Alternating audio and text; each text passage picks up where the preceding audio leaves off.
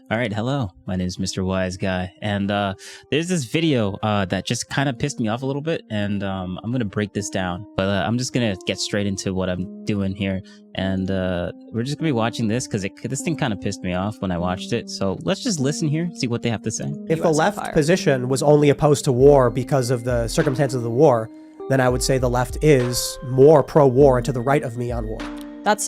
I'm completely anti-war, but the war happened. No, you're not. Yeah, I call. That is one big pile of shit. Yes, it is, and she's also liar. Yes, she is, 100%. Been because Russia invaded, and now Ukraine is trying to defend itself. Right. So you're. Yeah. Okay. So now, what does that have to do with us? Ukraine, Russia, they're doing their thing. What does that have to do with us? If we were pro-war, we would go either help Russia or we would help Ukraine, because those two are in conflict. They're in war. Anti-war is staying out of it. What? I don't understand how she doesn't understand that. That's why I think she's a sophist, because she's deliberately. First off, she knows that she's in a paradox. And she's trying to figure out a way out of it, and the way that she figures out to get out of it is to call Tim Pool pro-imperialist. And I'm like, you're just name-calling just for the sake of name-calling. That doesn't mean anything. And it's also a lie, because Tim Pool staying out of the war means that he's anti-war and not pro-imperialist. Being pro-imperialist means that he's pro-Russia invading Ukraine, and he's not, because he's anti-war.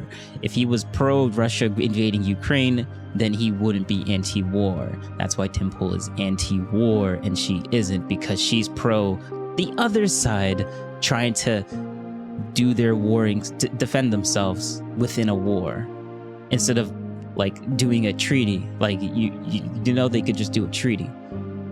You don't need to give money to defend themselves. No, you get them into a room, they talk it out, and they have a treaty. One gives up or the other one gives up. You have a compromise. That's the only way this is gonna work out. And then the war is over. But they don't want the war to be over. Or at least I don't think she does.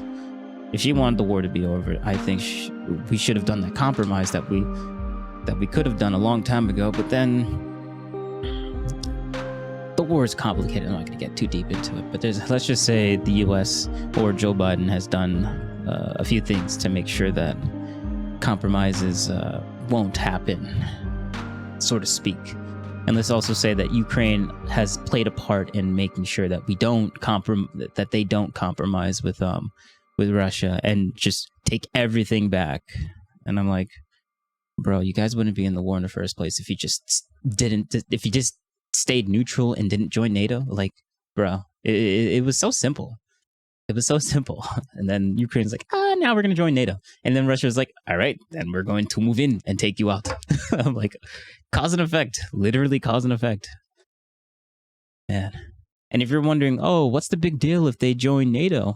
Well, imagine if China decided to join forces with, or imagine if Russia decided to join, okay, let me repeat this again. Imagine if Mexico and Canada, and we'll just do one. Let's just say Mexico decided to join China or Russia. Pick whichever one, and then they basically become one. And we got like, say China decided, hey, we're gonna make our own little group. It's called NATO. NATO instead of NATO, it's NATO. NATA. NATO.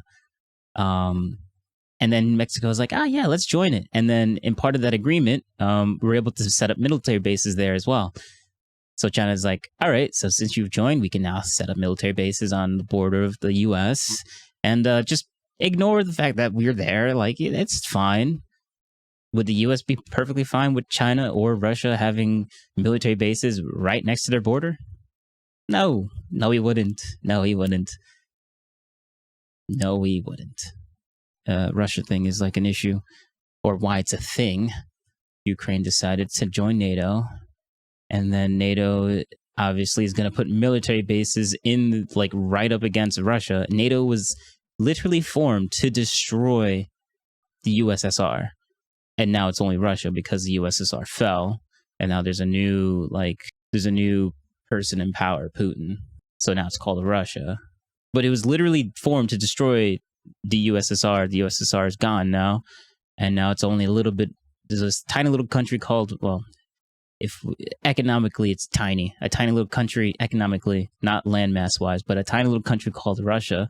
And it just doesn't want NATO close to it because it literally tried to delete its past self. So thank you very much, but we don't need you anymore. Stay away from us. Who gets that money? Themselves. Who gets that money? The military. But The military. But what? Progressive woman, because I actually forgot her name. It just says progressive. But what? Like, you're funding the military, but you're also anti-war somehow at the same time? That doesn't make any sense. But they're defending themselves. But they're defending them. That doesn't mean anything. It's still war. It's still anti-war. It doesn't mean anything. Lockheed Martin. Totally. Yeah, I'm opposed to all of that. I mean, look, if you're to the right of me on if that you issue. believe that Russia should be able to invade Ukraine.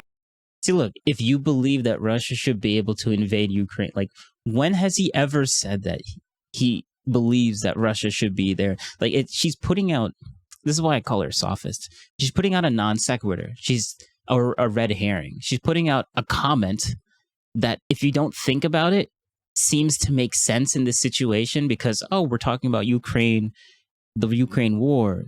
And take territory without recourse, then I mean that's pro-imperialism. That's not, and that's still pro-war. No, yes, it is. A lot of people, around the world do a lot of bad things. I don't think the U.S. should be an empire going and funding wars all over the world. We're not funding wars. We're funding the defense.